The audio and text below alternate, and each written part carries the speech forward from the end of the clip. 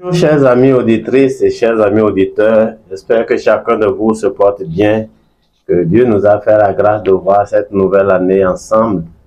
Et pour ce premier dimanche de l'année 2025, nous allons commencer une série de réflexions sur notre vie et en réalité notre passé. Et notre thème, c'est un appel à chacun de nous, un appel lancé à chacun de nous qui est simplement dépasser son passé. Dépasser son passé.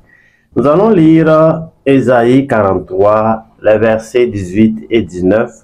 Ésaïe 43, 18 et 19. Ne pensez plus aux événements passés et ne considérez plus ce qui est ancien. Voici, je vais faire une chose nouvelle sur le point d'arriver. Ne la connaîtrez-vous pas? Je mettrai un chemin dans le désert et des fleuves dans la solitude. Amen. Dépasser son passé. Je le disais tout à l'heure, c'est un appel que Dieu lance à chacun de nous parce que nous avons un passé, notre histoire, et le Seigneur sait que souvent, assez souvent d'ailleurs, ce passé nous retient dans ses liens et nous empêche d'aller de l'avant avec lui. En ce début d'année, j'ai eu à cœur de partager avec vous cette réflexion sur un certain nombre de séances. Et aujourd'hui, nous allons parler de la première partie de cette réflexion. Donc, dépasser son passé. Est-ce qu'il vous arrive d'avoir besoin de retourner à votre passé? En tout cas, Israël l'a démontré juste après la traversée de la mer Rouge.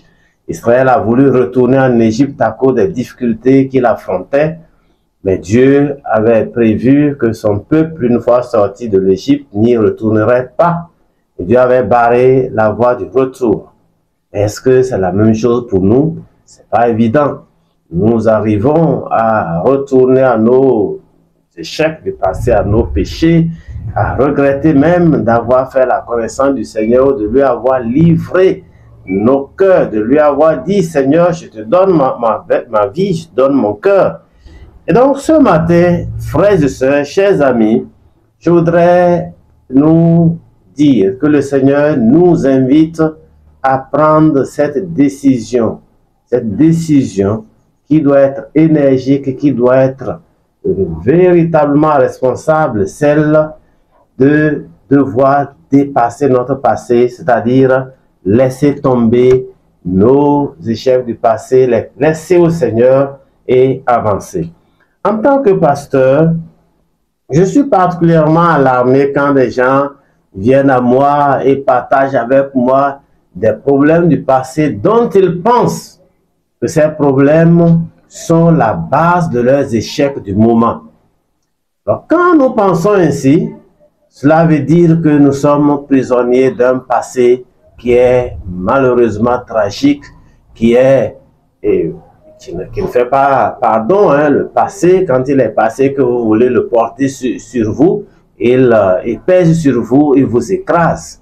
Donc, ce matin, ce que je voudrais nous proposer, c'est d'abord de reconnaître que nous avons un passé, qu'il existe, quel qu'il soit bon, qu'il soit mauvais, il existe. Et s'il existe, il n'est plus à nous, parce que nous ne pouvons pas reculer pour le rattraper. C'est notre histoire, et on n'enlève rien de l'histoire d'une personne, ni d'un peuple. Pour cette raison, chers amis, reconnaissez que votre passé existe, quel qu'il soit, et décidez de le laisser à Dieu qui vous appelle à le lui confier. Dieu dit, ne pensez plus aux choses passées, aux choses anciennes, mais considérez les choses à venir parce que moi, l'Éternel, j'ai pris la décision de faire de vous, de faire dans votre vie une chose nouvelle qui est sur le point d'arriver. C'est celle de vous sortir de votre solitude, c'est celle d'agir dans votre désert et de changer les choses pour que votre vie soit une vie qui plaise au Seigneur. La deuxième chose que nous devons faire, c'est d'identifier ce en quoi nous sommes affectés par notre passé. Nous avons des fardeaux que nous portons aujourd'hui et qui entravent notre avenir parce que nous avons laissé notre passé agir sur nous et nous nous lamentons sur notre situation. Des gens manquent de sommeil parce qu'ils pensent aux péchés qu'ils ont commis hier. Non, frère, non, cher ami, si tu as été meurtrier hier, tu as été voleur hier, tu as été quelque autre chose qui est mauvaise, ne pense plus à cela si effectivement tu t'es tourné vers le Seigneur qui pardonne et qui restaure. Si le Seigneur t'a pardonné, si t'a restauré, tu peux dire avec le prophète Michée, aucun Dieu n'est comme toi. Parce que toi, tu pardonnes le péché du reste de ton peuple.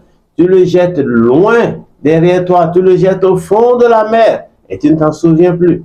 Si Dieu ne se souvient plus de ton péché, alors prends cette décision de marcher en toute liberté avec le Seigneur en 2025.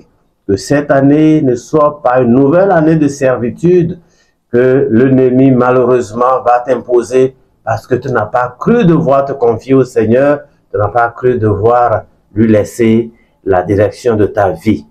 Troisième chose à souligner, nous devons nous occuper de notre passé, mais en faisant quoi? En le laissant simplement au Seigneur. Prendre la décision de dire, à partir de cet instant, et pour les jours qui viennent, je ne me préoccuperai plus de mon passé. Je ne le regarderai plus comme quelque chose d'important à considérer. Non, je vis ma vie actuelle et je prépare mon avenir, mais pour mon passé, il est confié au Seigneur pour de bon. Je l'ai donné au Seigneur, je l'ai dédié au Seigneur, si je peux ainsi dire, et le Seigneur s'en charge. S'il est bon, c'est le Seigneur qui sait. S'il est mauvais, le Seigneur sait également. Et il fera ce qu'il voudra, il fera ce qu'il voudra avec mon passé. Chers amis, il est très important pour nous de savoir qu'en fait, donc c'est la quatrième chose que je veux souligner, il nous faut continuer à avancer avec confiance et avec espérance en Dieu. La parole de Dieu nous appelle et nous dit ceci dans Ésaïe 30, verset 15, par lequel nous finissons. Ésaïe 30, verset 15. Car ainsi a parlé le Seigneur, l'Éternel, le Saint d'Israël. C'est dans la tranquillité et le repos que sera votre salut. C'est dans le calme et la confiance que sera votre force. Mais vous ne l'avez pas voulu. Est-ce qu'il en est ainsi de toi ce matin, ma sœur? De toi ainsi ce matin, mon frère? Est-ce que tu refuses l'offre que le Seigneur te fait parce que tu es dans une situation où ton passé t'écrase? Le Seigneur dit, c'est dans le calme, dans la confiance que nous pourrons puiser notre force en lui pour aller de l'avant. Il faut donc continuer à avancer avec espérance, avec confiance en Dieu. Prenez la décision maintenant. Le Seigneur vous attend et certainement il agira en votre faveur comme il a promis. Le Seigneur vous bénisse et nous allons donner rendez-vous la prochaine occasion que le Seigneur nous accordera tous ensemble. Bonne journée à vous et heureuse année également à chacun de vous. Dieu vous bénisse.